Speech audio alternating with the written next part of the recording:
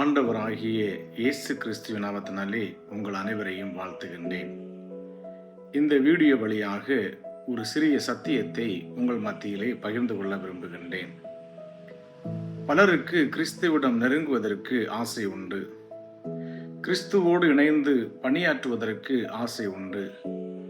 ஆனால் என்ன தயக்கம் என்னவென்றால், நான் பாவம் செய்து கொண்டிருக்கின்றேன், எனக்குள் பாவம் இருக்கிறது. ஒரு பாவியாக இருக்கிற நான் எப்படி கிறிஸ்துவோடு பயணிக்க முடியும்? எப்படி கிறிஸ்துவோடு நெருங்குவது?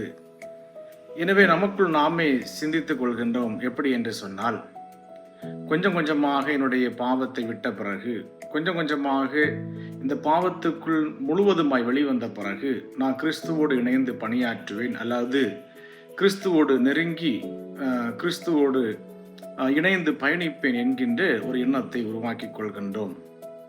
உங்கள் அனைவருக்கும் தான் இந்த சத்தியம். இப்படி ஒரு நிலைமை உங்களுக்கும் இருக்கும் என்று சொன்னால், இந்த சத்தியம் உங்களை இன்னொரு திசைக்கு நேராக நிச்சயமாக அழைத்து செல்லும். ஒரு காரியத்தை உங்கள் மத்தியிலே நான் கேட்கின்றேன்.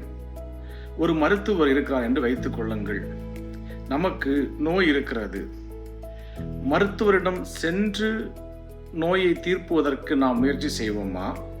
அல்லது நாம் நோய் தீர்ந்த பின்புதான் மருத்துவரை பார்ப்பேன் என்று சொல்வோமா? அது மாத்திரமல்ல, நமக்கு ஒரு வாகனம் இருக்கிறது என்று வைத்துக் கொள்ளுங்கள். அது பழுதாகி இருக்கிறது. நமக்கு நிச்சயமாக ஒரு மெக்கானிக்கை பார்க்க வேண்டும். நாம் எப்படி மெக்கானிக்கை அணுகுவோம்? இந்த வாகனத்தை நான் சரிபடுத்தி அந்த வாகனத்திலே நாம் மெக்கானிக்கை சென்று பார்ப்பேன் என்று நாம் நினைப்போமா? இல்லை, அந்த பழுதான வாகனத்தை அப்படியே அந்த மெக்கானிக்கிடம் கொண்டு சென்று அந்த மெக்கானிக் வழியாக சரி செய்து அதை பயன்படுத்த ஆரம்பிப்போமா? நமக்கு நிச்சயம் தெரியும், நமக்கு நோய் இருந்தால் அந்த நோயோடு அப்படியே மருத்துவரிடம் சென்று மருத்துவரிடமிருந்து குணம் பெற்றுதான் நாம் மீண்டும் பயணம் ஒரு நல்ல ஒரு குணமடைந்தவனாக பலமுள்ளவனாக பயணிக்க முடியும். அதை போன்று ஒரு வாகனம் பழுதடைந்தால் அந்த மெக்கானிடத்தில் சென்ற பிறகுதான் நாம் அதை சீர்படுத்தி மீண்டும் இயக்க முடியும். அதை போலதான் கிறிஸ்தவ வாழ்க்கையிலே நாம் பரிசுத்தமாகிவிட்டு ஒருபோதும் கிறிஸ்துவிடம் வர முடியாது. ஏனென்று சொன்னால், கிறிஸ்து தான் ஒரு மருத்துவராக மெக்கானிக்காக இருக்கிறார் என்பதை நீங்கள் புரிந்து கொள்ளுங்கள். எனவே நாம் எவ்வளவு ஒரு பாவமுடையவர்களாக இருந்தாலும், பாவத்திற்குள்ளே வாழ்ந்து கொண்டிருந்தாலும், நாம் குணமடைந்து கிறிஸ்துவிடம் நிச்சயம் வர முடியாது.